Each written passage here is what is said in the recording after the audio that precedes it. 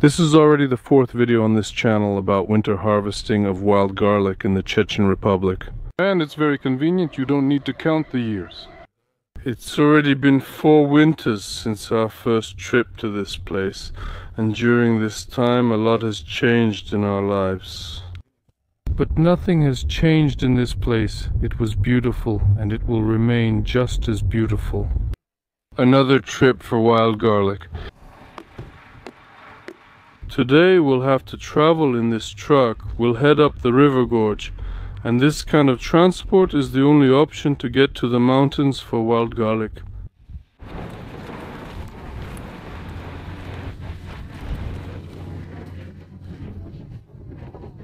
I really missed this adrenaline, nature, and fresh air. I missed it so much. The extreme adventure has already begun. Everyone has to duck every time there's a branch ahead. And the whole way you have to stand like this, holding tightly onto the side.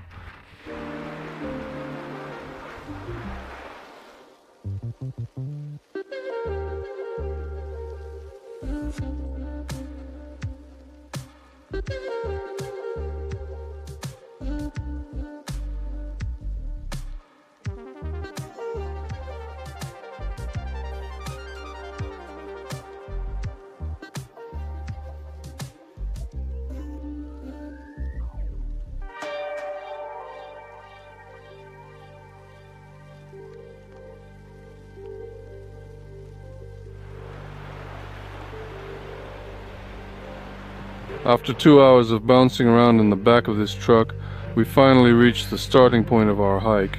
Now we have to climb up this slope, and once we're up there in the clearing, we'll start looking for wild garlic.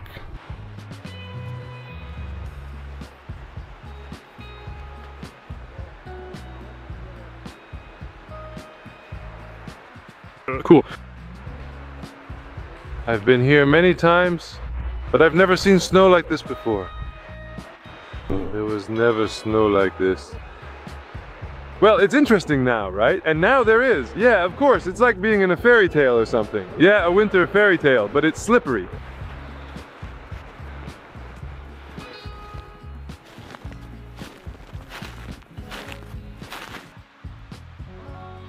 We've been here so many times. Well, every time feels like the first. Cool.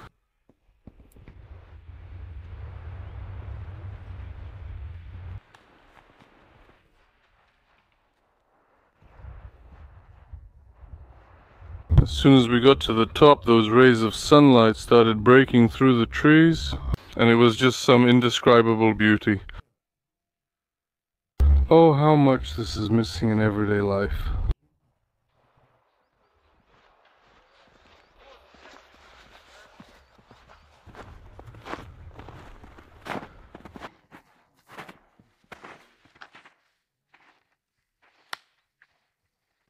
There were also fellow travelers with us in the truck, whom we picked up along the way. Hunters, older men. And them. That was the first campfire we saw. They were making it there. We decided to move a bit farther away to set up our own camp, so it would be comfortable for both them and us.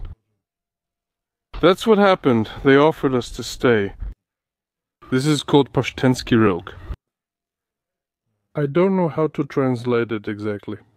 Something like respect, a way to show your hospitality. So we decided to set up our own camp. Are we going to set up camp here? Exactly, right here. Let's start by making a fire, then we'll take it from there. Set everything up there?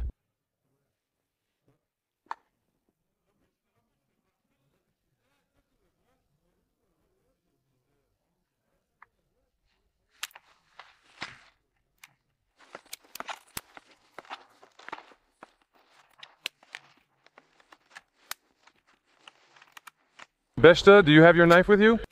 No.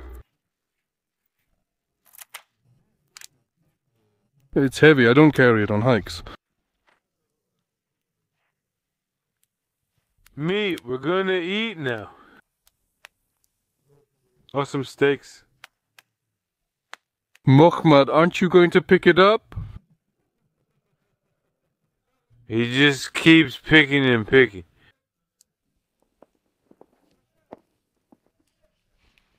I think I know who's gonna pick it up. I think we're about to give someone a task.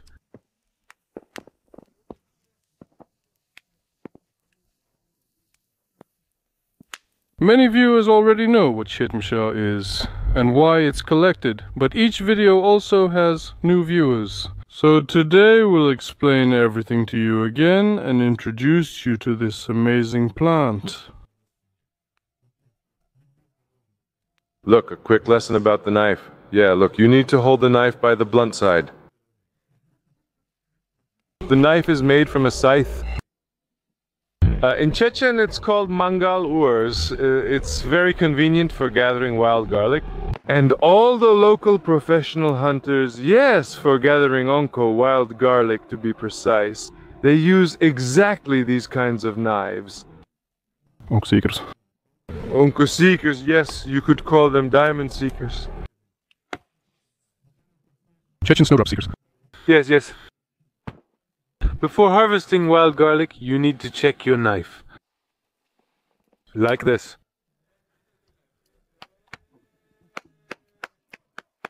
Maybe I'll get lucky a second time too.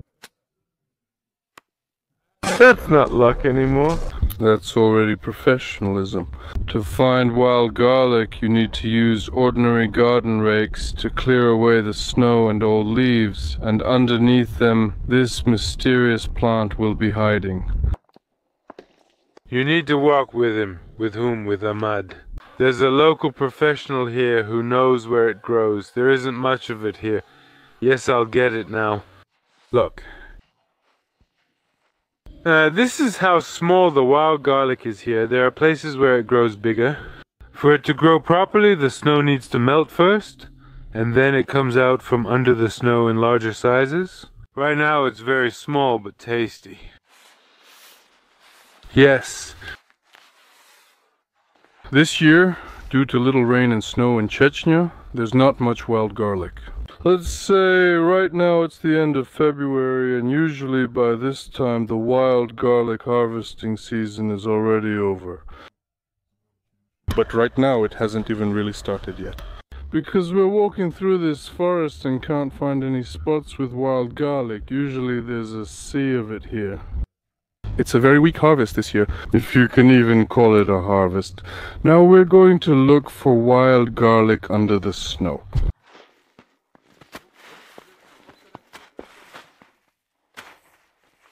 They say you usually have to look near a fallen tree, but there's none here. Apparently it hasn't ripened yet. It's the end of February. It should have already sprouted, but it's not here. There's a little bit here. There's a little bit here now, but it's very little. Usually it grows in even bigger clusters all over this area. Last year around this time, at the end of February, it cost about 100 rubles at the market. Now, just yesterday I checked, it was 400 rubles per kilogram. That means it's unavailable. And there aren't any other people here who collect it. For those who don't know, wild garlic isn't just like going out to pick mushrooms, right? And people really go and earn money this way. For them, it's a source of income. On this truck that we arrived in, they loaded up with people, about 20 or 30 people at a time. They come and spend the whole day picking wild garlic, and then somewhere in the village they sell it to middlemen. Or they sell it to someone themselves. That's how it goes. That's how the wild garlic market works.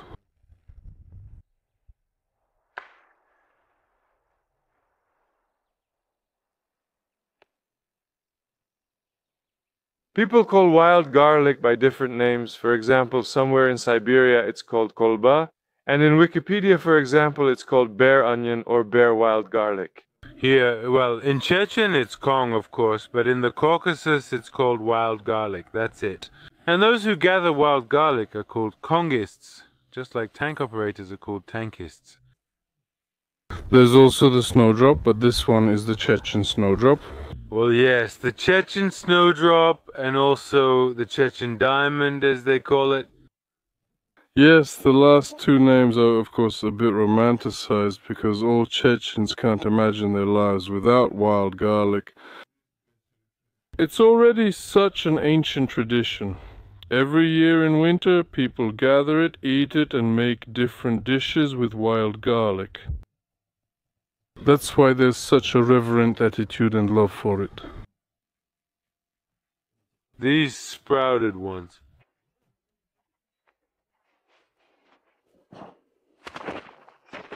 Conquistador.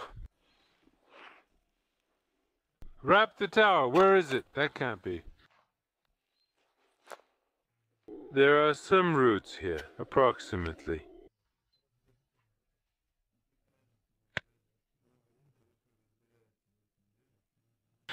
We specifically brought Apti. He's very knowledgeable in this field and has several international awards. Here's an example of wild garlic with the base shown. The match is called in Chechen. This year, it's being cleaned in a completely new way. Yes, it's being cleaned in a completely new way. You probably haven't seen it. It's like this. And right here, there's a small cut like this, and through this cut, you remove it. If you try from the other side, it won't come off. I always made a mistake when I didn't know how. All beginners do this. It doesn't come off like this. Look, see, it comes off like this. The process isn't complicated, but it's long and tedious since you must clean each wild garlic individually. By the way, at the markets it's sold both cleaned and uncleaned. Cleaned is usually much more expensive because this labor costs money.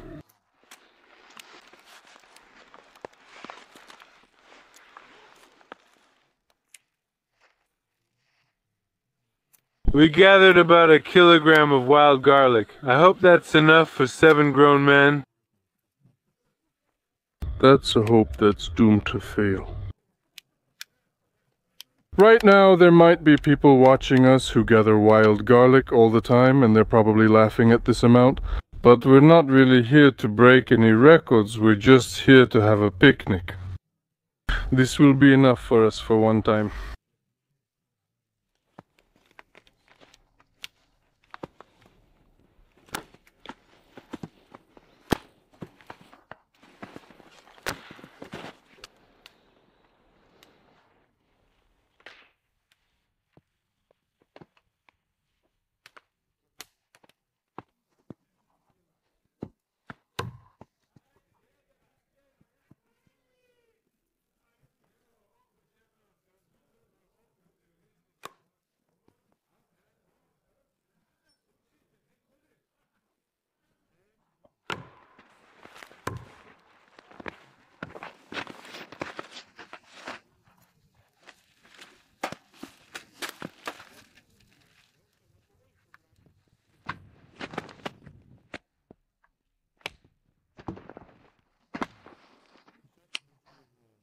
Now we need to wash the wild garlic thoroughly and then we'll fry it.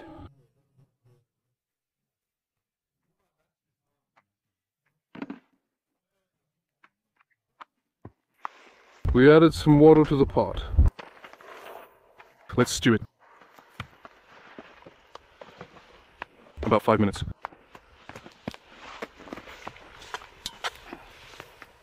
This will be our side dish for the meat. For the steaks from Mohammed.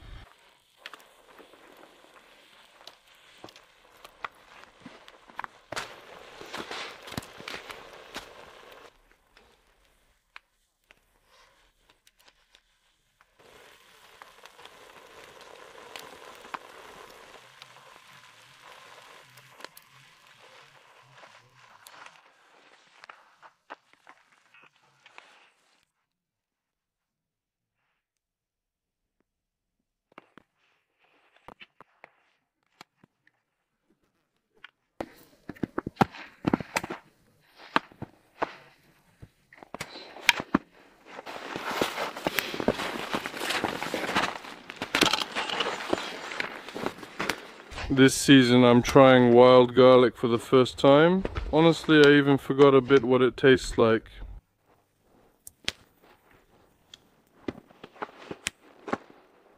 It's just as delightful as ever. It's a pity we didn't pick much of it.